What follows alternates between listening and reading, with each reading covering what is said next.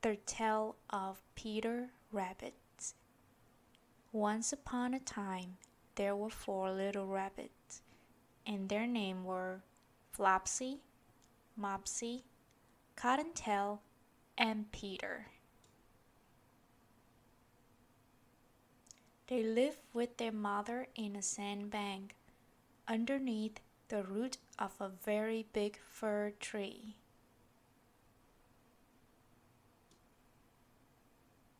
"Now, my dears," said old Mrs. Rabbit one morning, "you may go into the fields or down the lane, but don't go into Mr. McGregor's garden. Your father has an accident there. He was put in a pie by Mrs. McGregor."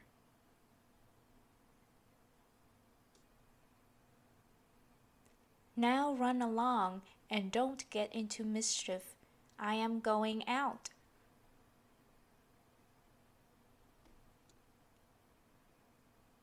Then old Mrs. Rabbit took a basket and her umbrella and went through the wood to the baker's.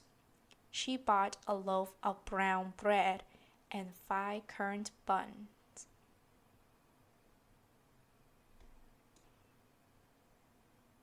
Flopsy, Mopsy, and Cottontail, who were good little bunnies, went down the lane to gather blackberries.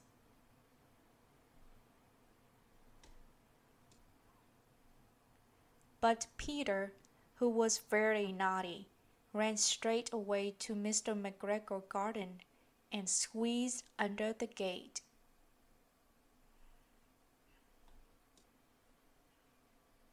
First he ate some lettuce and some French beans, and then he ate some radishes.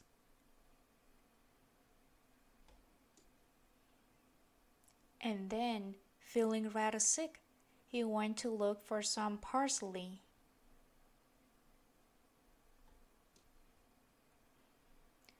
But round the end of a cucumber frame, whom should he meet but Mr. McGregor?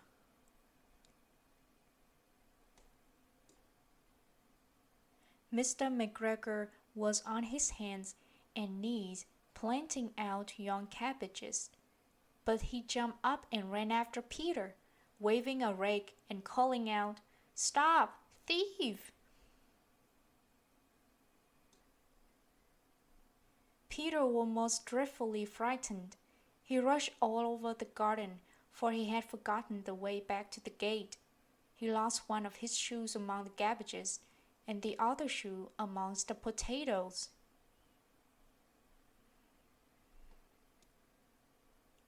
After losing them, he ran on 4 legs and went faster, so that I think he might have got away altogether if he had not unfortunately run into a gooseberry net and got caught by a large button on his jacket. It was a blue jacket with a brass button, quite new.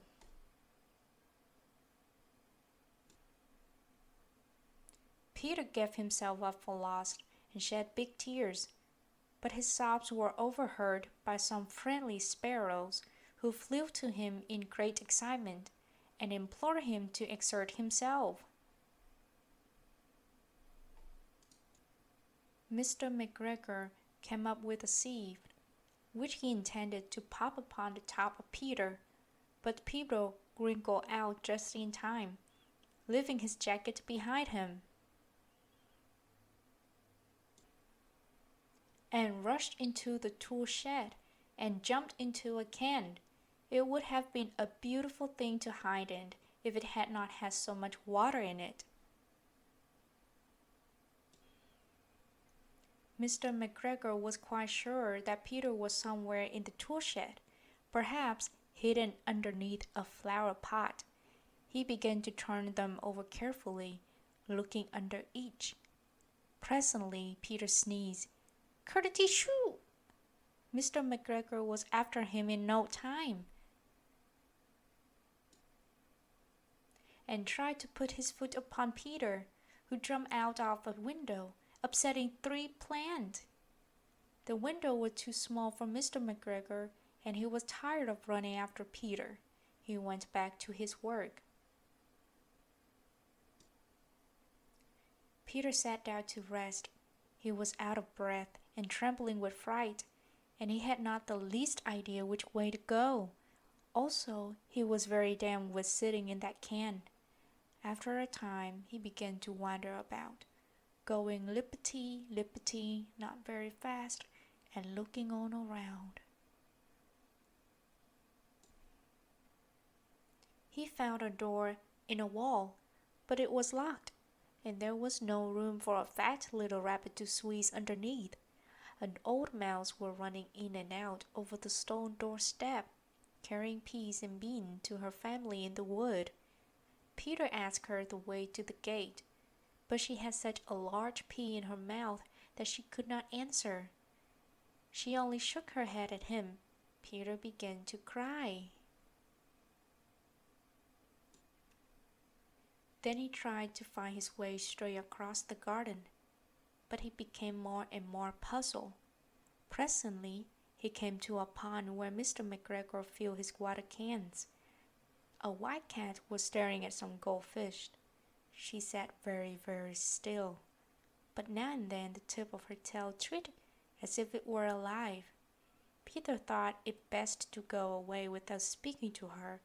He had heard about cats from his cousin, little Benjamin Bunny.